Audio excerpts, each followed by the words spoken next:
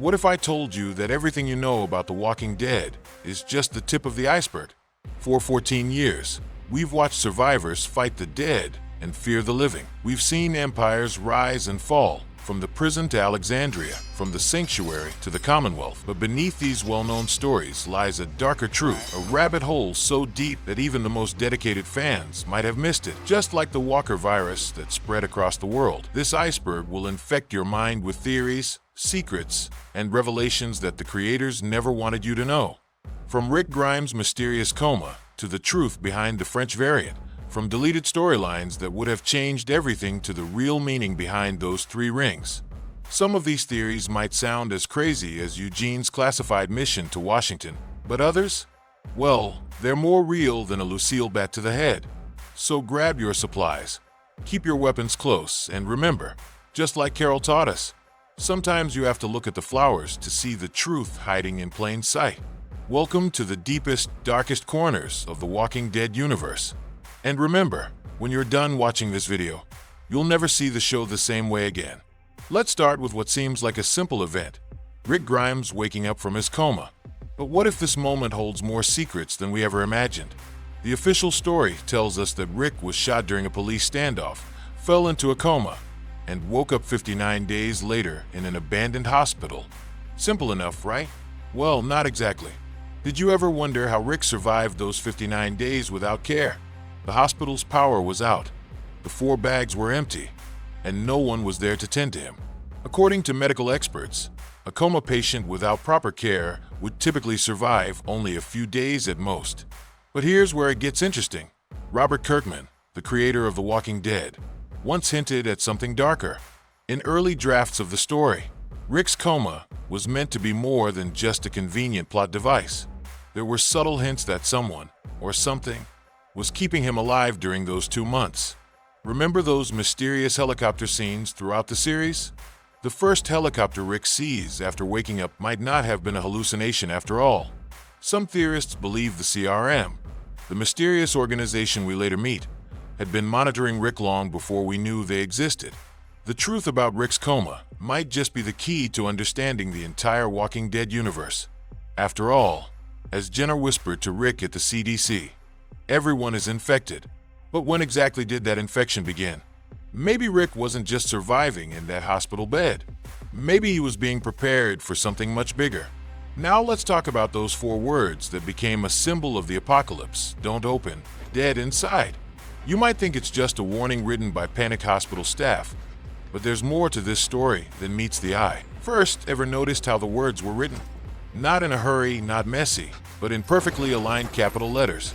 Whoever wrote this warning had time. Time that no one would have during a chaotic hospital evacuation. And why block just that specific set of doors when the hospital had multiple exits?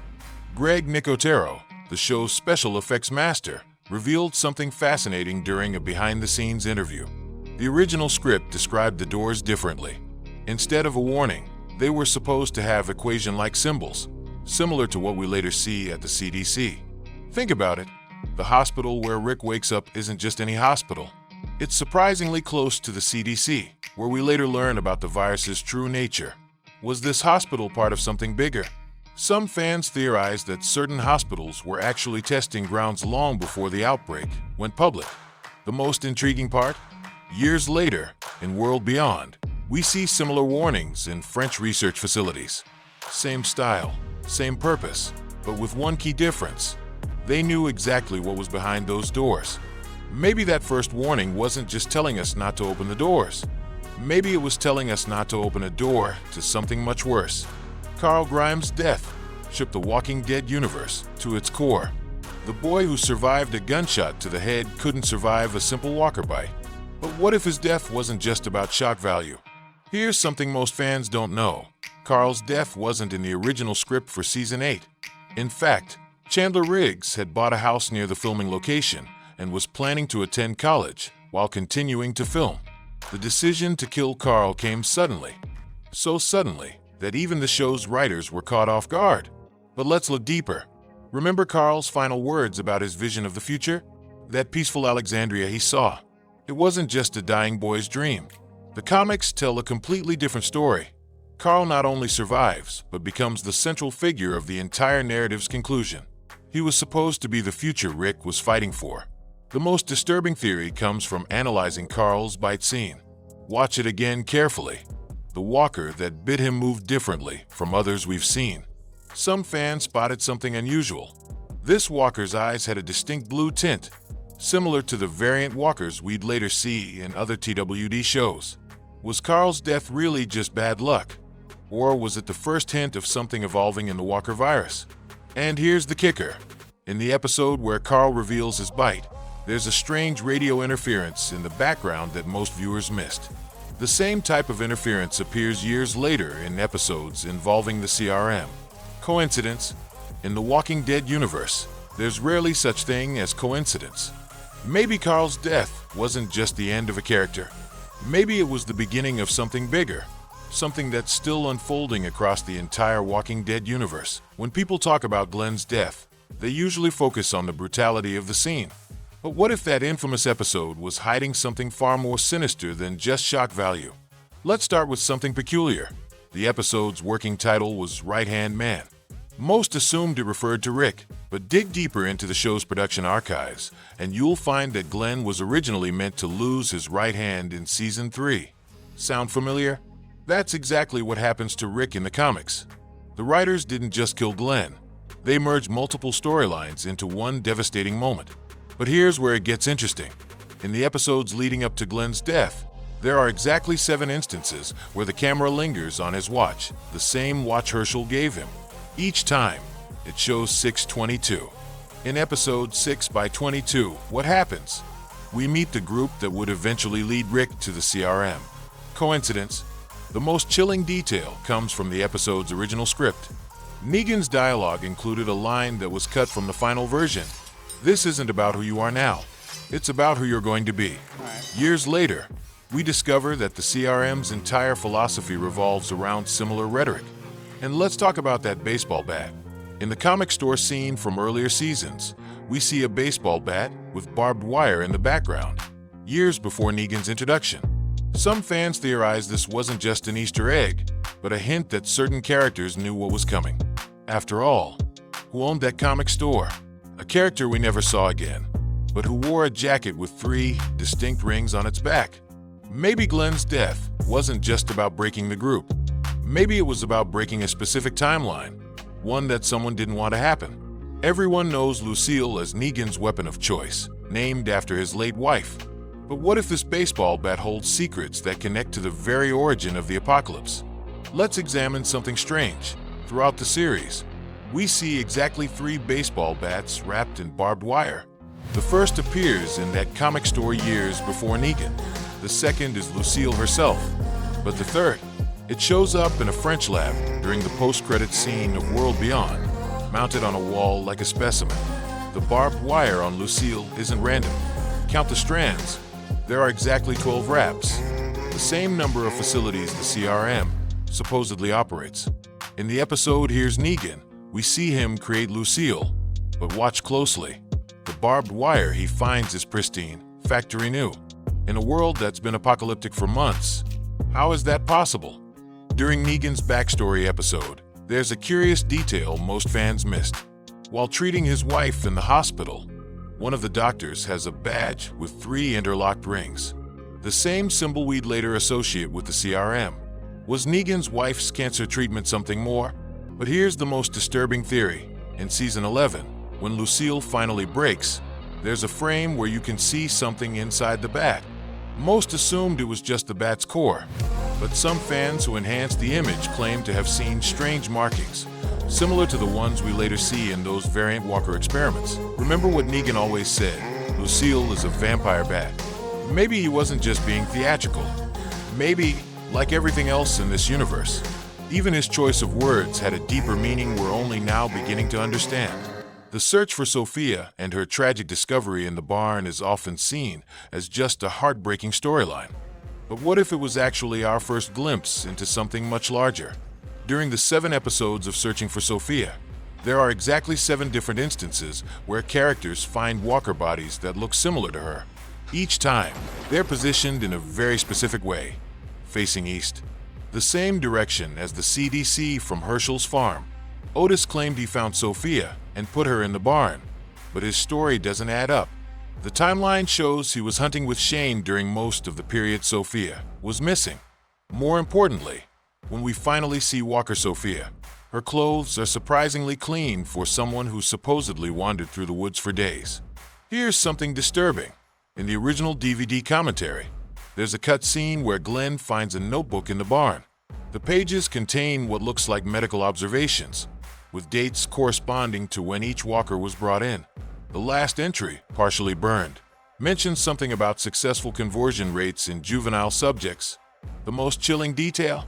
When Carol finally sees Sophia, there's a brief moment where the camera focuses on her neck. If you freeze frame that shot, you can see what appears to be a small injection mark, the same type we later see on test subjects in the CRM facilities. Herschel kept claiming the walkers were just sick people. Maybe he wasn't entirely wrong. Maybe Sophia wasn't just another victim of the apocalypse. Maybe she was part of something that started long before Rick woke up from his coma. Remember what Dr. Jenner said at the CDC? She's not dead. He wasn't just talking about his wife. He knew something about how the virus affects children differently. Something that would become terrifyingly clear years later with the variant walkers. The governor's fascination with walker heads in aquariums seemed like a symbol of madness. But look closer at those tanks. In episode 3X07, there's a brief shot of labels beneath each tank, with serial numbers matching a format we later see in CRM documents. One tank, barely visible in the background, has a red mark, the same marking system used in the French lab experiments. The CDC explosion wasn't just about Jenner's suicide, it was about destroying evidence. Pay attention to the final conversation between Jenner and Rick. Jenner whispers something about TS-19 variants. Initially, fans thought he was talking about test subject 19, but in World Beyond, we discover TS was a classification for different walker strains. The explosion wasn't just protocol, it was covering up the first successful variant creation. But let's connect some dots. Carol's transformation from abuse victim to cold strategist wasn't random. Watch her scenes with Lizzie and Mika again. Notice how she assesses Lizzie's connection to the walkers with almost scientific precision. Those weren't just the observations of a concerned mother. They were methodical, like someone who'd seen this behavior before. In the episode where she tells Lizzie to look at the flowers, there's a medical clipboard visible in her bag, the same type used in the governor's research logs. This brings us to Terminus.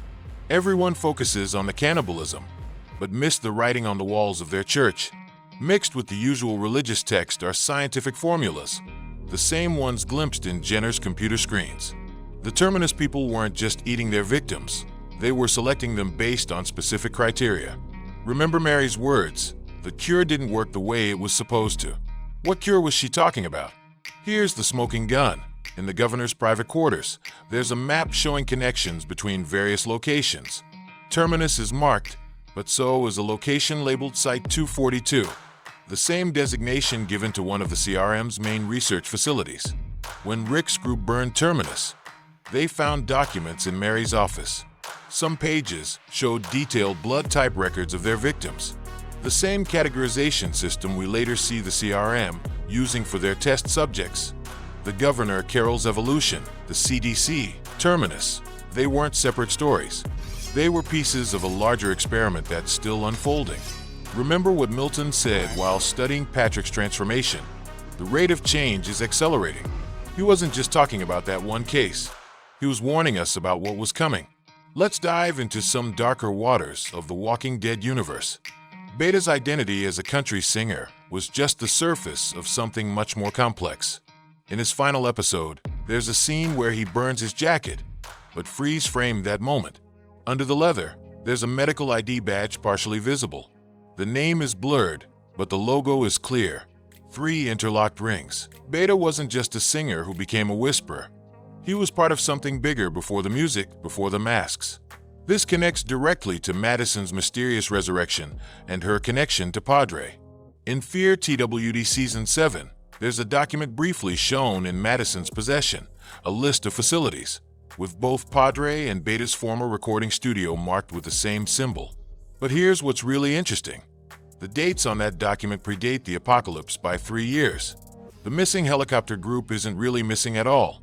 Look at the pattern of their appearances. Every single helicopter sighting in the main show happens exactly 7 episodes before a major character disappearance. When Rick vanishes, when Jadis leaves, when Heath disappears, count back 7 episodes. There's always a helicopter. But there's more. In Heath's last episode, his abandoned glasses are found next to a keycard. Enhance that image.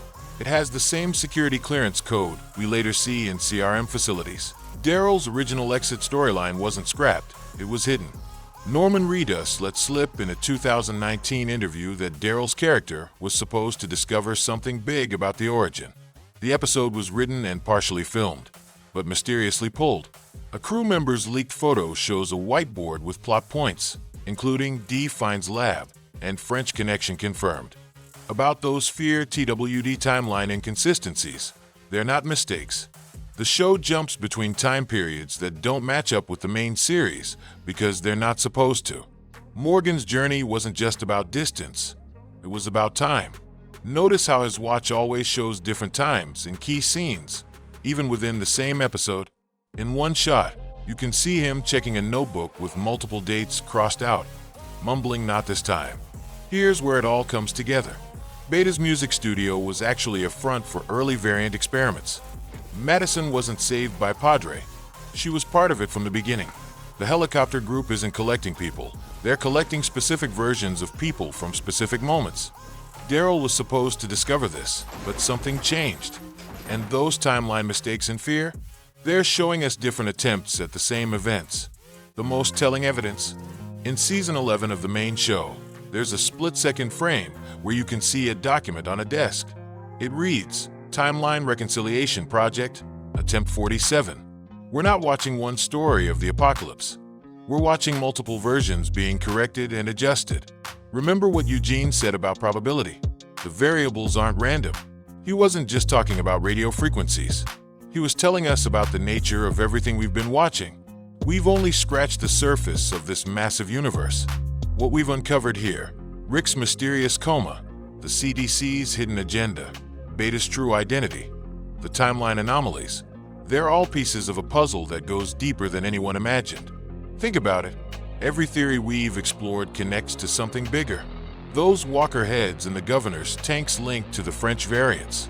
Sophia's disappearance ties to the CRM's early experiments. Madison's connection to Padre reveals a pre-apocalyptic conspiracy. It's all connected, and we're just beginning to see the pattern. But this iceberg goes much deeper. There are stories about the original pilot that never aired, classified documents about the true nature of the virus, and connections to events we haven't even seen yet. The truth about the 3 rings, the meaning behind the variant walkers, and the real purpose of all these timelines. It's all part of a bigger picture. Some say the truth about the Walking Dead universe is like a walker herd. The more you look at it, the bigger you realize it is. And just like Carol once said, look at the flowers. Sometimes the most important details are hiding in plain sight. So, if you want to dive deeper into these mysteries, if you want to uncover the truth about the experiments, the time manipulation, and the future of this universe, make sure you're subscribed. Because trust me, just like the apocalypse itself, we're only at the beginning. Remember what Jenna whispered to Rick? Well, there's a second part to that message that we'll explore in our next video. And let's just say, it changes everything we thought we knew about The Walking Dead. Stay vigilant, survivors. There's more to come.